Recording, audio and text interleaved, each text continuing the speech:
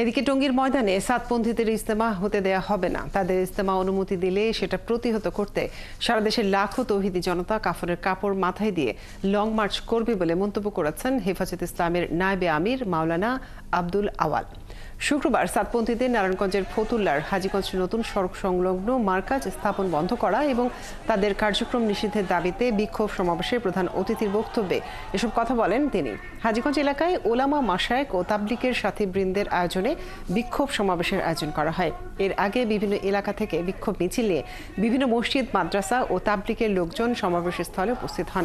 সমাবেশে অন্যান্য বক্তারা বলেন, হাজীগঞ্জ এলাকায় কয়েকশো ফুটের মধ্যে 3টি মসজিদ থাকলেও সাতপন্থীরা সেখানে ফিতনা ছড়ানোর জন্য মার্কাজ নির্মাণের পায়তারা করছে।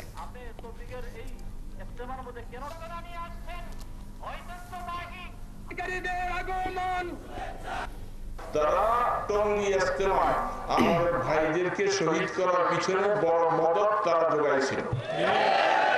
এই লোকগুলি আস্তে আস্তে করে একটার পর একটা তারা এখানে নিজেদের প্রতিষ্ঠা হওয়ার জন্য তারা এখানে মজবুত ভাবে দাঁড়াচ্ছে। এই সমস্ত জিনিস যারা তাদেরকে মদত যোগাচ্ছে, আমরা এই আজকের সমাবেশ থেকে সবাইকে জানিয়ে দিতে চাই, এই ধরনের পরিকল্পনা থেকে পিছে সরে আসেন।